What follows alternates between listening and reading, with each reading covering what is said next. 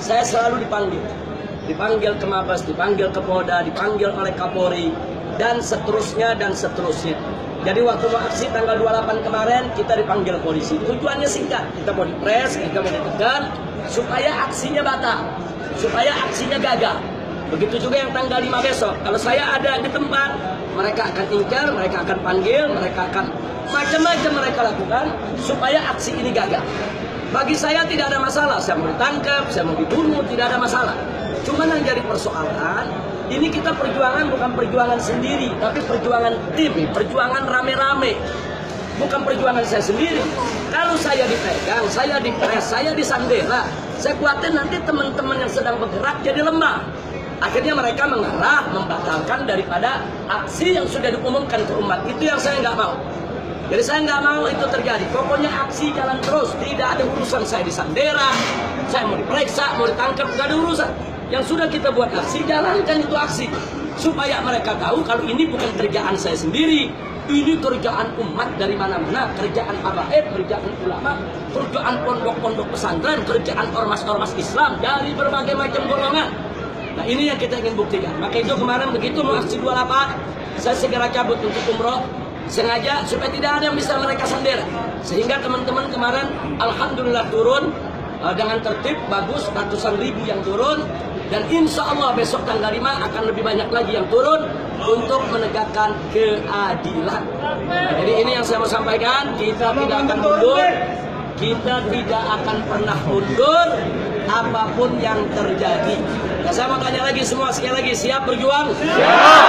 Siap jaga Indonesia? Siap. Siap tegakkan kalimat Allah? Siap. Siap bersatu? Siap. Siap di belakang komando para ulama? Siap. Takbir. Allahu Akbar. Sallu ala Nabi. Allahumma shalli ala Muhammad. Sebelum kita akhiri, kalau ada satu atau dua pertanyaan silakan. Silakan. Waalaikumsalam.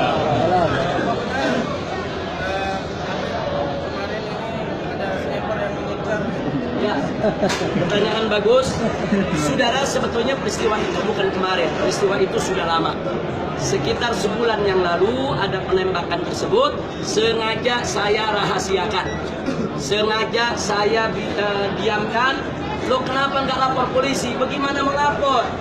3 posko FPI di bom molotov. Sampai sekarang pelakunya nggak pernah diperiksa, nggak pernah ditangkap. Masih. Kemudian saya gelar tablik akbar, ada bom mobil yang diledakkan.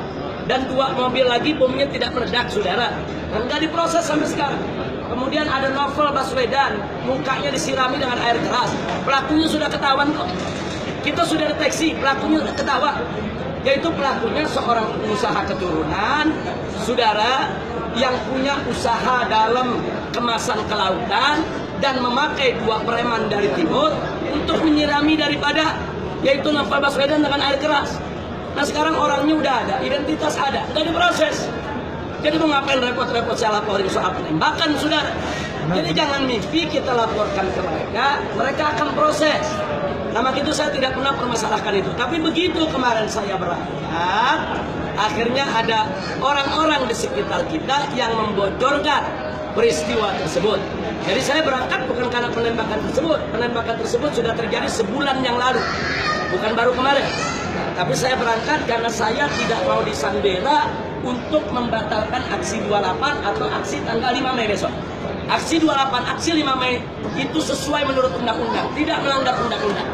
Dan nggak boleh ada yang menghalangi. Dalam undang-undang Indonesia, siapa yang menghalangi seseorang menyampaikan pendapatnya di muka umum sesuai peraturan, maka orang tersebut bisa dipenjara sebanyak 1 tahun.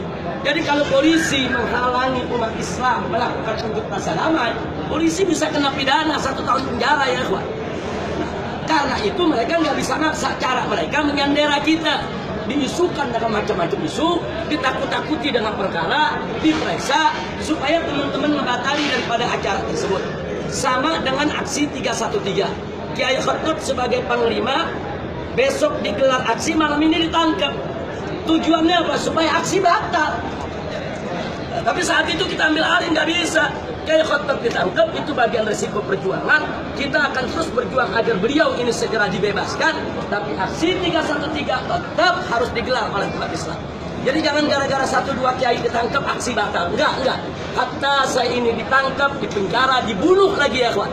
Perjuangan menegakkan yang hak tidak boleh berhenti. Silakan, ada lagi pertanyaan? Dua lagi, singkat saja. Silakan. Singkat saja, kami sebetulnya sudah berkoalisi dengan sikap-sikap pemerintah Indonesia. Saya ingin meminta kenapa kita tidak buat kudeta sekalian? Kenapa tidak membuat kudeta sekalian dengan pemerintah? Terima kasih. Baik, ini pertanyaan luar biasa, vulgar. Jadi pertanyaannya kenapa nggak kudeta aja? Sebetulnya ini pertanyaan bukan hanya di sini ya. Saya keliling dari Aceh, Medan, Lampung, Palembang, di mana-mana. Sampai ke Bima, ke NTB sana, semua pertanyaan sama. Masyarakat udah muak dengan ketidakadilan. Masyarakat udah muak dengan kesenjangan sosial yang terlalu berlebihan. Masyarakat ini sudah muak dengan penghinaan terhadap ulama, Islam, dan lain sebagainya. Cuman yang ingin saya ingatkan di sini, kalau kita masih punya jalan untuk membenahi negara kita tanpa pertumpahan darah, kenapa tidak kita benahi tanpa pertumpahan darah? Jadi kita minta perjuangan kita jangan hanya didukung oleh emosi. Sebab kalau kita tidak tata dengan rapi, nanti Indonesia bisa lebih parah dari Syria, lebih parah dari apa yang terjadi di Irak, lebih parah dari apa yang terjadi di Yaman.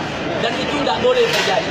Indonesia ini negara kepulauan, ada 300 lebih suku bangsa yang ada di Indonesia.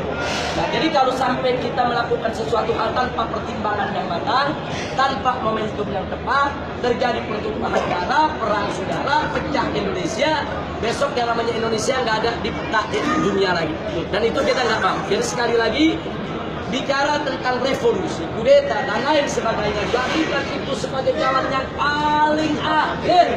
Kalau sudah tidak ada jalan yang lain, selama masih ada jalan konstitusional seperti yang tadi saya ceritakan, 2019 bisa kita rebut kok secara konstitusional, tapi semua kerja. Jangan cuma saya yang kerja, Ustaz Akhtiar yang kerja, Ustaz Abu Jibril yang kerja. Jangan cuma Ustadz ini yang kerja, semua ikut kerja. Kalau semua ikut kerja mempengaruhi masyarakat yang ada di sekitarnya, 2019 kita bisa rebut dengan negara tanpa pertumpahan. Yang terakhir, silakan. Waalaikumsalam. Bagaimana dengan peran serta TNI dalam perjuangan umat Islam pada saat ini? Ya, setahu saya TNI itu punya sabta marga dan TNI itu punya prinsip, di mana TNI harus selalu bersama konstitusi.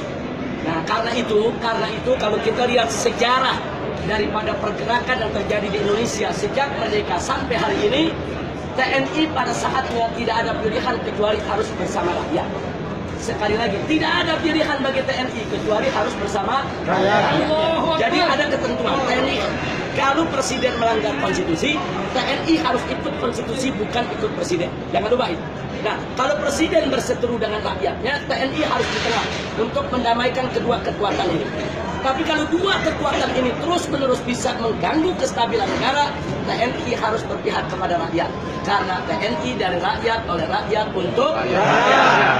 Itu saya harapkan TNI Polri tetap pada posisinya, bela konstitusi, bela negara, bela rakyat. Jangan membela pemodal. Maaf, ini di negeri kita ada pemodal ini. Ini pemodal yang ingin ngatur-ngatur TNI, ngatur-ngatur polisi, ngatur-ngatur pejabat untuk diadu domba dengan umat Islam. Ini kan yang ngadu domba kita ini kan para pemodal. Kita nggak punya persoalan dengan presiden, kita nggak punya persoalan dengan para menteri. Cuman kita diadu dengan mereka. Kita nggak punya persoalan dengan TNI dan Polri, enggak. Cuman ada pemodal-pemodal yang ingin memaksakan kehendak. Orang kafir dipaksa untuk jadi gubernur di tengah masyarakat mayoritas muslim di Jakarta. Mereka ingin memaksakan kehendak mereka. Nah, karena mereka ingin memaksakan kehendak mereka atas nama undang-undang, atas nama konstitusi, atas nama hak asasi manusia, atas nama kebebasan, mereka keluarkan duit. Mereka beli oknum-oknum pejabat kita untuk diadu dengan kita. Itu yang terjadi saat ini. Jadi tolong sekali lagi, TNI bukan musuh kita, polisi bukan musuh kita, pemerintah bukan musuh kita. Jadi kita mestinya menyelamatkan mereka, merangkul mereka semua untuk kita pisahkan dari pemodal-pemodal jahat. Nah, kalau ini bisa kita selamatkan dari pemodal jahat, insya Allah mereka bisa kita kembalikan ke jalan yang benar. Tapi kalau mereka udah nggak bisa dikembalikan ke jalan yang benar, mereka sudah dirangkul begitu erat oleh pemodal, apa boleh buat? Ulama harus menyelamatkan negara bersama umat, ulama harus menyelamatkan rakyat. Saya pikir itu yang bisa kita jawab. Baik. Satu, terakhir, silakan. Baik, Pak. Apa betul Habib datang ke Arab Saudi atas undangan King Salman? Saya datang kemari untuk umroh. Sekali lagi saya datang untuk umroh. Tapi memang ada hal-hal yang tidak bisa saya cerita secara terbuka pada saat kedatangan Raja Salman ke Indonesia maupun setelah beliau pulang ke negeri ini. Memang ada keinginan dari pihak kerajaan Arab Saudi ini untuk membuka komunikasi dengan para ulama, para habaib, para tokoh-tokoh gerakan umat Islam yang ada di Indonesia. Tapi karena masalah ini sensitif, kalau terlalu terbuka nanti kerajaan Saudi dianggap mencampur urusan dalam negeri Indonesia. Karena itu ada hal-hal yang tidak bisa dan nggak boleh saya jawab. Nah, tapi keinginan kerajaan Saudi ini ingin membantu umat Islam, ingin membantu Indonesia, ingin membantu rakyat Indonesia, ingin menyelamatkan Indonesia dari ikutan utang dan riba yang selama ini dimainkan oleh negara-negara kapitalis, itu memang ada. Nah, cuman kan pemerintah Saudi kan dalam hal ini kan sebagai negara itu harus mengambil langkah yang sangat hati-hati. Tapi terlepas dari itu semua, kedatangan Raja Saudi kemarin ke Indonesia itu membuka satu wacana baru, itu membuat posisi daripada gerakan umat Islam di sana semakin kuat, langsung atau tidak langsung. Nah, saya pikir itu yang mesti diingat. Sampai-sampai begini, ini saya ambil anekdotnya aja. Sampai-sampai supir taksi di jalanan gara-gara Raja Salman datang, apa dia bilang? Gua pikir Cina doang yang kaya, ternyata Arab ada rajanya. Ini kan ada, selama ini kan mereka pikir yang kaya kan cuma RRC aja. Nah, enggak sampai di situ. Indonesia dibantu 87 triliun investasi maksudnya. Kemudian Saudi investasi di Cina 720 triliun. Mestinya ini jadi teguran buat kita. Kenapa kita 87 di sana 720? Ada pelajaran. Pertama, berarti Indonesia diminta membenahi diri dulu. Kalau ingin mendapat investasi yang banyak, kita harus berbenah diri. Kedua, lagi-lagi nih tukang taksi nih. Apa dia bilang? Gile, kita ngutang ke Cina, Cina ngutang ke Arab. Artinya di sini kan ada pesan, Indonesia jangan terlalu bergantung kepada negara komunis. Yang kau bilang kaya, kasih pinjam dengan bunga berlebihan. Ternyata mereka sendiri minjemnya ke Arab Saudi. Nah, ini ada dampak psikologis di tengah masyarakat, ada dampak sosiologis. Dan yang paling penting lagi satu, sebelum kedatangan Raja Salman, itu bendera-bendera yang bertuliskan La ilaha illallah kan dirampas-rampasin. Rampas, ditangkap, ISIS, dan lain sebagainya. Nah, begitu Raja Salman datang, di mana-mana bendera La ilaha illallah Muhammad Rasulullah berkibar. Nah, jadi artinya kan di sini memberi pelajaran juga masyarakat. Siapa bilang ini bendera dilarang? Siapa bilang ini bendera yang nggak boleh dikibarkan di Indonesia? Saya ambil manfaat daripada hikmah psikologis sosial. Terima kasih, jazakumullahu khairan jasa. Saya pikir cukup karena saya lagi ditunggu sama keluarga. Kita mau ke Haram karena besok sudah harus meninggalkan Mekah. Mudah-mudahan kapan-kapan kita bisa berjumpa. Terima kasih atas perhatian. Kita baca suratul Fatihah. Kita mohon kepada Allah Subhanahu wa taala dengan Al-Fatihah agar negara kita dijadikan baldah thayyibah. Kita semua yang hadir di sini